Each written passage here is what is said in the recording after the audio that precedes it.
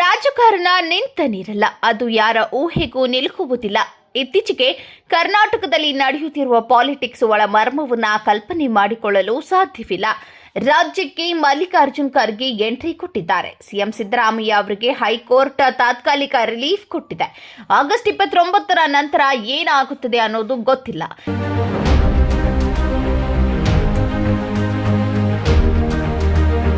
ಈ ಎಲ್ಲ ಬೆಳವಣಿಗೆಗಳ ನಡುವೆ ಸತೀಶ್ ಜಾರಕಿಹೊಳಿ ಅವರು ಡಿಕೆ ಶಿವಕುಮಾರ್ ಅವರನ್ನ ಬೆಂಗಳೂರಿನ ಕುಮಾರ ಪಾರ್ಕ್ನಲ್ಲಿ ಭೇಟಿಯಾಗಿ 1 ತಾಸು ಚರ್ಚೆ ನಡೆಸಿರುವ ವಿಚಾರ ಈಗ ಎಲ್ಲರ ಗಮನ ಸೆಳೆದಿದೆ.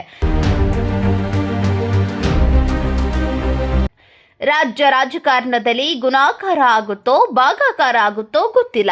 ಆದರೆ ಯಾರಿಗೂ ಅರ್ಥವಾಗದ ರೀತಿಯಲ್ಲಿ ಒಂದಾದ ಬಳಿಕ ಇನ್ನೊಂದು ಬೆಳವಣಿಗೆ ನಡೆಯುತ್ತಲೇ ಇವೆ.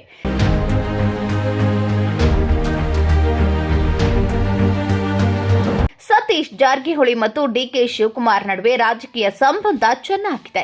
ಇಬ್ಬರ ನಡುವೆ ಮೇಲ್ನೋಟಕ್ಕೆ ಯಾವುದೇ ದ್ವೇಷ ಇಲ್ಲ. ಸಿಎಂ ಸಿದ್ದರಾಮಯ್ಯ ಬದಲಾದರೆ ಮುಂದಿನ ಸಿಎಂ ಯಾರು ಎನ್ನುವ ಪ್ರಶ್ನೆ ಎದುರಾಗಿದೆ. ಮಲ್ಲಿಕಾರ್ಜುನ್ ಖರ್ಗೆ ಅವರು ದೆಹಲಿಯಿಂದ ತವರಿಗೆ ವಾಪಸ್ ಮರಳಿದ್ದಾರೆ. ಸಿದ್ದರಾಮಯ್ಯ ಕಾನೂನು ಸಮರಕ್ಕೆ ಸಿದ್ಧತೆ ನಡೆಸಿದ್ದಾರೆ. ಏತನ್ಮಧ್ಯೆ ಡಿಕೆ ಶಿವಕುಮಾರ್ ಮತ್ತು ಸತೀಶ್ ಜಾರಕಿಹೊಳಿ ಇಬ್ಬರು ಚರ್ಚೆ ಮಾಡಿದ್ದಾರೆ.